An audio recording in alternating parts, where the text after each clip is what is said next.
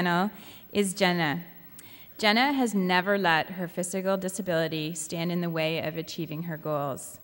In the summer of 2006, at the age of 15, Jenna took on a challenge to be that most able-bodied people would never consider. She swam across Lake Ontario. The 34-kilometer swim took over 32 hours as she faced unrelenting winds and had powerful waves pounding into her for the majority of the swim. Jenna inspired everyone in Kingston, including her younger sister, Natalie, who swam across Lake Ontario in 2007, becoming the youngest person to make the challenge trek. Jenna used her marathon to raise money for a much-needed pool at the Kingston Family YMCA. Jenna has been asked to share her story to many audiences, and she always explains that swimming gives her a freedom that she does not experience on land. And she wants each and every child to be able to experience that freedom. To date, Jenna's swim has raised over $240,000 in awareness for the Why Not Abilities program. In 2008, Jenna went on to participate in the Why Not Try, a 370-kilometer triathlon from Toronto to Ottawa. And in 2009, Jenna and her sister began their two journeys, one dream adventure. Jenna's part was a 50-hour, one-woman, 270-kilometer triathlon from Belleville to Ottawa. Jenna has also participated in the Canada Games in PEI, and then this past December, she was chosen to represent Canada as one of the para-athletes competing at the World Swimming Championships in Brazil. At the age of 19, Jenna is now attending Sir Wilfrid Laurier University in Kitchener, Ontario, and has joined the varsity swim team. And I will say from my speaking with Jenna that they have a dedicated student. This afternoon, she's returning to classes at Laurier. For 18 years of her life, Jenna benefited from the vast services offered through the Child Development Center as part of the Hotel Duke Hospital in Kingston. Jenna is thrilled to be here today sharing her stories with this group. Jenna?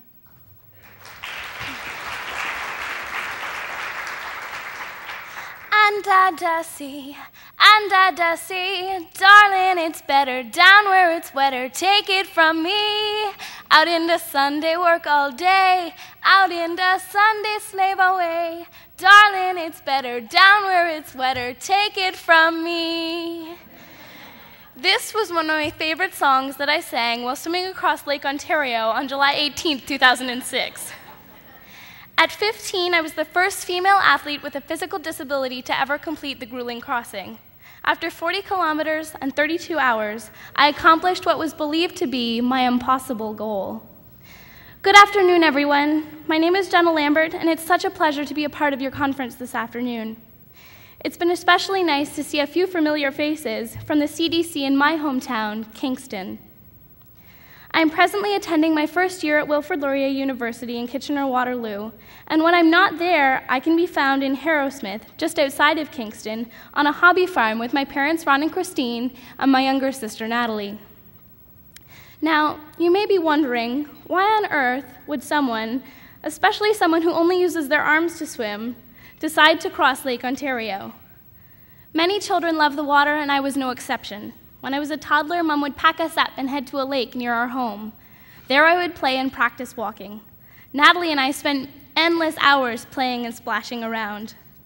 My parents have always encouraged me to participate in any activities which would be beneficial to helping loosen my muscle tightness caused by cerebral palsy. The water offers freedom and independence. In the water, I am physically equal with everyone.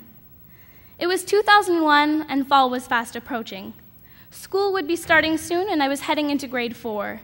Mom had been talking to a friend who mentioned that Vicki Keith and her husband, John Monroe, would be starting a swim program for children with physical disabilities and their able-bodied siblings. We decided that we should check it out, and after the first night, Natalie and I were hooked. We loved Vicki and the program that she was offering at the YMCA. Within only a few months, we were seeing huge improvements in my mobility, balance, and muscle fitness. By the end of the first year, I was swimming 5 times a week. Our team, now dubbed the Kingston Y Penguins Aquatic Club, was gaining members like you wouldn't believe. At that time, we had the use of 2 lanes at the Kingston Family YMCA, and we were quickly outgrowing that space.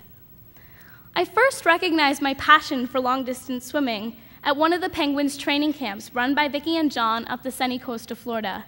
It's a time of fun, hard work, and a chance at independence. We always have a blast. In 2003, I watched John Monroe train for and then swim his Why Not Marathon. In 2005, Vicki Keith once again entered Lake Ontario and swam 80.2 kilometers butterfly. The Penguins had finally outgrown their 2 lanes. Recognizing their need, Vicki's goal was to raise money for a larger pool at the YMCA.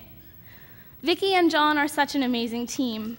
After witnessing both of their swims and their incredible passion, determination, and success, I was inspired to swim my own marathon. This swim, dubbed the Kid for Kids Marathon, would raise funds and awareness for the Why Not Abilities programs for children with physical disabilities and their able-bodied siblings.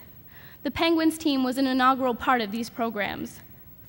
At 15, Vicki agreed that I was ready to begin training. I spent hundreds of hours in the lap pool and in the lake before the big day arrived. On July 18, 2006, I dove into Lake Ontario at Barrett Point, New York.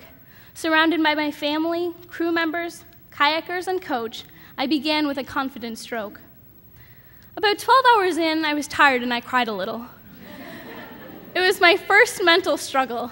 At that point, I realized just how much more my body was going to have to give. I talked to Jesus, sang songs, listened to my waterproof MP3 player, and, as Dory would say, just kept swimming. My next mental struggle occurred when I had to re-swim a portion of our route. It felt all wrong and I was frustrated. Due to the continuing strong winds in the channel between Simcoe and Wolfe Island, my crew had decided to go back to the original plan, which was to swim around Simcoe Island and then onto Lake Ontario Park. Now, from my vantage point in the water, it's my second day, I'm completely exhausted, and from where I'm sitting, it looks like they're taking me back the way I've come. Now, I'm thinking, oh my goodness, I can't go back there. I can't do this all over. I might have enough in me to finish it, but I can't go back there. So I'm panicking inside, and I'm not pulling any water. I'm not going anywhere. And Vicki looked at me, and she said something I don't think I'll ever forget. She said, "You know, Jenna, you could just touch there at Simcoe Island." Now, for those of you who may not understand a whole lot about marathon swimming, if I had touched that land, the swim would be over. Any point of land that I touched during the swim would have ended it completely. So basically, she was asking me if I wanted to quit. And I got a little bit of a sparkle back in my eye, and I said, heck no, I've got to finish this. At some point, because I was exhausted, I asked Coach to get in the water with me. I needed someone who I knew wouldn't let me quit. A few hours later, she got out. I was almost there. I could now hear the crowd at Lake Ontario Park cheering for me. Vicki signaled me to start the butterfly stroke, and I flew to shore. Butterfly is considered the most difficult of the 4 strokes, and I'd like to finish all of my long-distance swims with it just to prove to myself that I do have something left. When I touched my walker, sitting on shore, that's when it hit me. I had done it. I had completed my marathon. My dream had come true. To date, I'm thrilled to report that because of the Kid for Kids Marathon, over $240,000 has been raised for a new, larger swimming pool at the Kingston Family YMCA. Even more excitingly, though, there are now almost 50 athletes on the Penguins swim team, and other similar teams are now being initiated across Canada. For me, as a child with CP, as an athlete, as a student, and as a person, life has always been about setting big, hairy, audacious goals and working towards achieving them. Some I've accomplished in a matter of weeks. Some others have taken years. And still, there are those even today that I continue to strive for. Aspirations like learning to tie my own laces, using forearm crutches to walk instead of a walker, representing Canada as a part of her national competitive swim team, completing the longest independent triathlon ever recorded to have been attempted by a person with a physical disability, being able to drive a car without using my legs, and receiving acceptance into university with honors. These are accomplishments that I've been blessed enough at 19 to be able to cross off my big, hairy, audacious goals list. Here still are those that I continue to strive for. To have an active part in bringing the Why Not Abilities programs to Canada and the world, to complete university and find a fulfilling career, to be chosen to represent Canada at the Paralympics, to get married and have a family of my own, and, probably the one that has evaded me the longest, to be able to stop independently without holding on to anything. Every person in this room has the potential to help others strive for and achieve their dreams. Thank you to those of you who have had a part in helping me to achieve mine. To reach a goal, you have to plan and work for it. You need to believe in yourself and have others who support you. I believe that you also need to have faith, so that when you can't depend on your own strength, you can depend on God's. If you have a dream, make it happen. If you know someone with a dream, help them to make theirs happen. Chances are, either way, you'll end up making a huge difference in someone's life. Thank you.